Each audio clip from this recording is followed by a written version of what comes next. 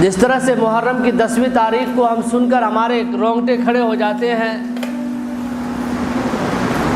اور ہمارا ایمانی جذبہ کچھ دیر کے لیے جوش مارنے لگتا ہے، اور پھر یا حسین کے نعرہ بلند کرتے ہیں اور جھنڈا بلند کرتے ہیں، اور ہم سمجھتے ہیں کہ یہی اسلام ہے اور یہی ہم اسی میں ہم کامیاب ہیں۔ آنے والی تاریخ جو ہے 10 محرم کی 10ویں تاریخ، لیکن حضرات گرامی یہ ذی الحجہ کی جو آخری تاریخ ہے، یہ ہمارے لیے بھی، یہ تاریخ بھی جس طرح سے محرم کی 10ویں تاریخ ہمارے لیے اہمیت رکھتی ہے، اسی طرح سے یہ تاریخ جو ہے مسلمانوں کے لیے بہت اہم، بہت خاص ہے، کیونکہ آپ کو پتہ ہوگا کہ 23 لاکھ مربع میل کا مالک، آدھی دنیا کا مالک، خلیفہ ثانی حضرت عمر فاروق رضی اللہ تعالی عنہ کا انتقال اسی ذی الحجہ کی آخری تاریخ میں، روایت کے اندر ہے کہ یہ مہینہ ختم ہونے کے 4 دن باقی تھا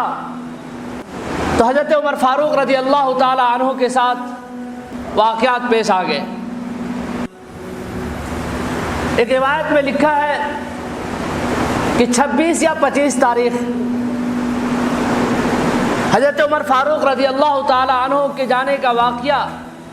اس مہینے کے اندر رونما ہوا۔ میں نے پچھلے جمعہ یہ کہا تھا کہ اگر مسلمانوں اس دنیا میں رہنا ہے تو اللہ کی عبادت کرو، اللہ کی فرمانبرداری کرو،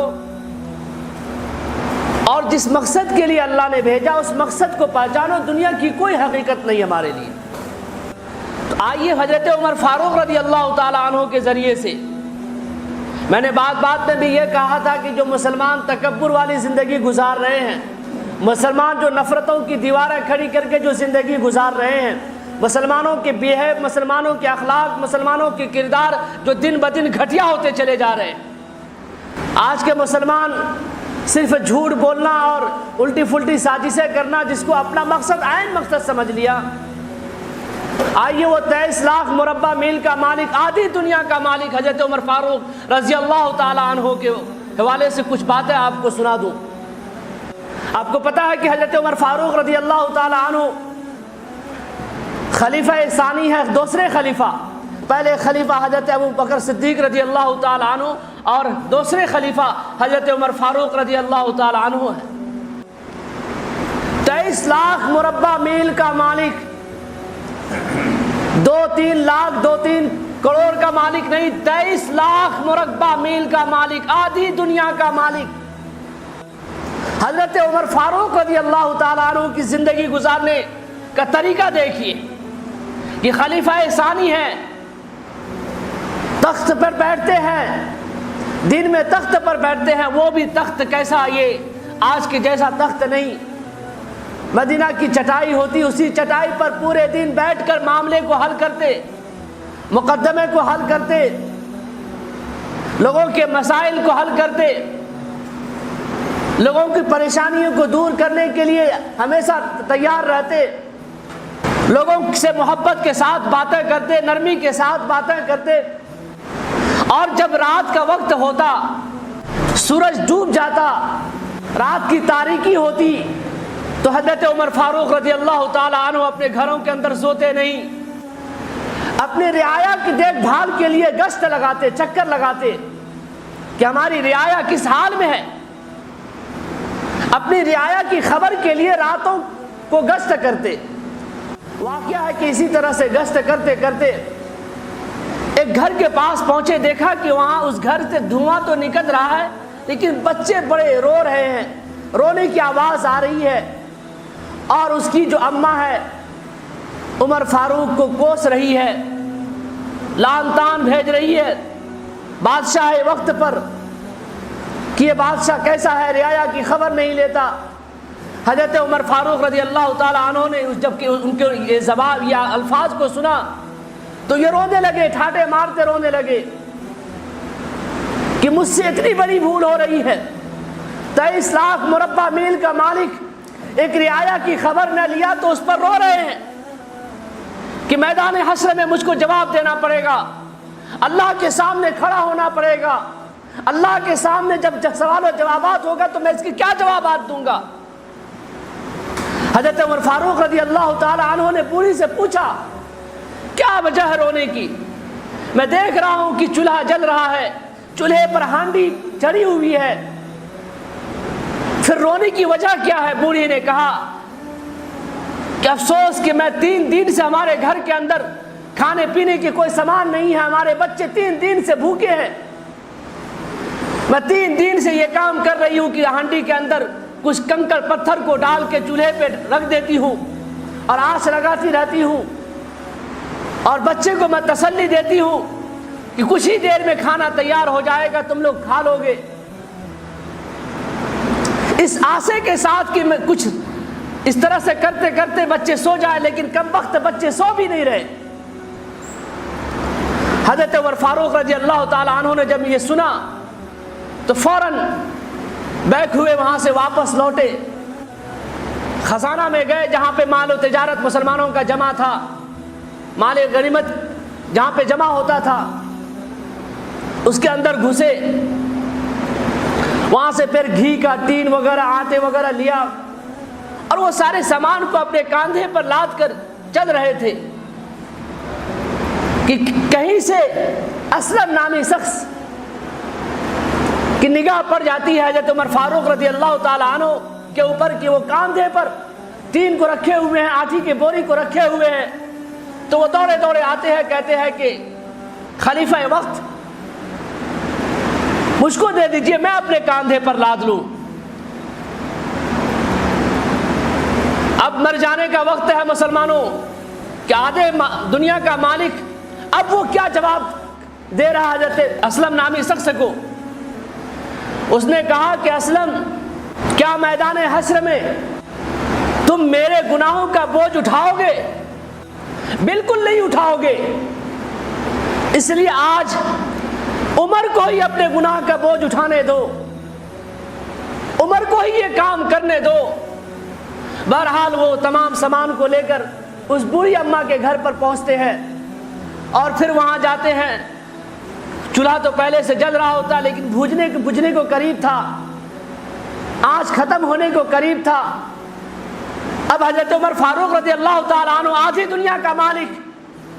थोड़ी सी दौलत पर इतने घमंड करते हो, इतनी तकब्बुर है तुम्हारे अंदर कि अल्लाह की नाफरमानी करना शुरू कर दिया, मस्जिदों से दूर बैठे हो, घरों के अंदर 5 वक्त की अजान सुनते हो, उसके बावजूद भी घरों को छोड़ने के लिए तैयार नहीं हो। आधी दुनिया का मालिक अपने ठुकनों को, अपने घुटनों को जमीन पर टेकता है, अपने सर को झुकाता है और उस चूल्हे के अंदर फूंक मारना शुरू करता है। कभी आटा डालता है, कभी घी डालता है और खाने बच्चे के लिए खाने तैयार करने के लिए तैयार हो जाता है, फूंक मारता है। आंख में धुआं, आंख में वो आग की तपिश, चेहरे को वो आग की तपिश झुलसाती है। उसके बावजूद भी हजरत उमर फारूक रज़ी अल्लाह ताला अन्हु फूंक मारे जा रहे हैं। और जब खाना तैयार होने के करीब है तो हजरत उमर फारूक रज़ी अल्लाह ताला अन्हु बच्चे के चारों तरफ घूमते फिर रहे हैं। वो इसलिए घूम रहे हैं कि ताकि बच्चा मुझको देखकर खुश हो जाए और वो बच्चा ये कहे कि उमर, जितना तुमने मुझको रुलाया उतना तुम मुझे हंसा भी दे। अब वो बूढ़ी माँ कोसती रहती है। अब बूढ़ी माँ से हजरत उमर फारूक रज़ी अल्लाह ताला अन्हु कहते हैं कि बूढ़ी अम्मा, हजरत उमर फारूक को माफ़ कर दे, फारूक को माफ़ कर दे, फारूक की मशगूलियाँ, फारूक बड़ा परेशान है, जिम्मेदारियाँ बहुत सारी है, उसे माफ़ कर दे, उसे माफ़ कर दे। और बूढ़ी कहती है कि तुमको क्यों तरस आ रहा उस पर? नहीं, मैं उनसे सवाल जवाबात, उसका हिसाब व किताब होगा, मैदान हश्र में मैं उसका हाथ पकड़ूंगी। हजरत उमर फारूक रज़ी अल्लाह ताला अन्हु किताबों के अंदर लिखा है कि जिस तरह से बच्चे बिलक बिलक कर रोते हैं, उस तरह से हजरत उमर फारूक रज़ी अल्लाह ताला अन्हु जमीन पर बैठ कर बिलक बिलक कर रोते हैं कि बूढ़ी अम्मा माफ कर दे, मैं ही फारूक हूँ, میں ہی اس وقت کا خلیفہ ہوں، میں ہی خلیفہ ثانی ہوں، میں ہی آدھی دنیا کا مالک ہوں، تو مجھے معاف کر دے۔ وہ خلیفہ تھے، وہ وقت کے بادشاہ تھے، آدھی دنیا کے مالک ہو کے بھی اللہ کی فرمانبرداری کر رہے ہیں، میدان حشر کے سوال و جوابات سے ڈر رہے ہیں۔ لیکن آج کے مسلمانوں، تھوڑی سی دولت ہونے پر، تھوڑی سی طاقت ہونے پر، جسم کے اندر تھوڑی سی حرارت ہے تمہارے اندر، اتنی تکبر، اتنا گھمنڈ، اتنا فخر ہے تمہیں، تم سمجھتے ہو کہ دنیا ہی تمہارے لیے ہر چیز ہے، دنیا ہی کو تم نے اپنا اصل مقصد سمجھ لیا۔ اسی حضرت عمر فاروق رضی اللہ تعالیٰ عنہ سے سنیے کہ یروشلم جانے کا وقت آیا، ایک اونٹ ہے، ساتھ میں ایک خادم بھی ہے اور خود بھی ہے، انہوں نے ایک اصول ضابطہ بنایا کہ دیکھو آج کچھ دیر 2 گھنٹہ اگر میں اونٹ پر بیٹھ کر سواری کروں گا تو آج 2 گھنٹہ تم اونٹ کی نکیل کو پکڑ کر لے کر چلو گے، پھر جب 2 گھنٹہ پورا ہو جائے تو پھر تم اوپر بیٹھ جانا، میں رسی پکڑ کے چلوں گا۔ اس طرح سے انہوں نے ایک ضابطہ، ایک قانون بنا لیا اور چل پڑے یروشلم کی طرف۔ اتفاق سے یہ جو ضابطہ بنایا تھا انہوں نے، اس ضابطے کے حساب سے جب یروشلم قریب ہے، سارے لوگ انتظار میں ہیں کہ خلیفہ وقت آ رہا ہے، خلیفہ ثانی آ رہا ہے، 23 لاکھ مربع میل کا مالک، آدھی دنیا کا مالک آ رہا ہے، جس کے ڈر سے شیطان کب کپا اٹھتا ہے، جس کے دیکھ کر شیطان اپنے راستے کو چھوڑ دیتا ہے، وقت کا بڑا بادشاہ آ رہا ہے۔ اس کے استقبال کے لیے پورا یروشلم کھڑا ہے۔ لیکن جو ضابطہ بنایا تھا کہ اونٹ پر تم بھی بیٹھو گے، کچھ دیر میں بیٹھوں گا، کچھ دیر تم بیٹھو گے، اس طرح سے ہم دونوں کے سفر طے ہو جائیں گے اور پریشانیاں کم ہو جائیں گی۔ اس قانون ضابطے کے حساب سے یروشلم قریب ہے، اور حضرت عمر فاروق کی جو بیٹھنے کا جو باری تھا وہ باری ختم ہو گیا، اب اس خادم کا باری، اس کے جو نوکر، اس کے جو غلام ہے، اس کا باری ہے اونٹ پر بیٹھنے کا۔ یروشلم قریب ہے، وہ خادم کہہ رہا ہے کہ بادشاہ وقت، خلیفہ ثانی، آپ تشریف لائے، آپ بیٹھ جائیں۔ انہوں نے کہا کہ نہیں، بیٹھے رہو تم، یروشلم قریب ہے۔ لوگوں نے دیکھا کہ وقت کا بادشاہ، جس کے ڈر سے ہم لوگ کانپتے ہیں، جس کے ڈر سے دنیا کانپ رہی ہے، وہ ایسا بادشاہ ہے۔ اونٹ پر خادم بیٹھا تھا تو جو اوپر بیٹھا رہے گا اسی کو لوگ بادشاہ سمجھیں گے، اس سے تو بہتر یہ ہے جو نیچے چل کر آ رہا ہے، جو اس کا غلام خادم ہے، وہ بادشاہ ہے، وہ لگتا ہے کہ بادشاہ ہے، وہ خوبصورت ہے، اس کے چہرے سے یہ پتا چلتا ہے کہ وہ بادشاہ ہے، اس سے بہتر تو یہ ہے۔ حضرت ابو عبیدہ ابن جراح رضی اللہ تعالیٰ عنہ نے کہا کہ تم لوگ غلط فہمی میں پڑے ہوئے ہو، وہ جو اوپر بیٹھا ہے وہ خادم بیٹھا ہے، جو نیچے چل رہا ہے وقت کا خلیفہ ہے، وقت کا بادشاہ ہے، آدھی دنیا کا مالک ہے، 23 لاکھ مربع میل کا مالک ہے۔ حضرات گرامی، میں یہ بتانا چاہ رہا تھا کہ آدھی دنیا کا مالک، خلیفہ وقت کی زندگی گزارنے کا طریقہ یہ ہے، اپنے خادموں سے، اپنے غلاموں سے بات کرنے کا طریقہ یہ ہے، اپنی رعایا سے اس طرح سے محبت کرتے ہیں، محبتوں کی دیوار اس طرح سے کھڑی کر رہے ہیں، اور ہم لوگ کس طرح سے نفرت کی زندگی گزار رہے ہیں، کس طرح سے تکبر کی زندگی گزار رہے ہیں، اس سے اپنا محاسبہ کریں، لائے اس کو تھوڑا، اس کی ہسٹوری کو پڑھیں، حضرت عمر فاروق کی زندگی کو تھوڑا اپنے زندگی کے سامنے لا کر کھڑا کر کے دیکھیں کہ ہم کہاں پر پہنچے ہوئے ہیں۔ تو حضرت ابو عبیدہ ابن جراح نے جب ان کے کاندھے پر ہاتھ رکھ کر آگے بڑھ کر استقبال میں، حضرت ابو عبیدہ نے کہا،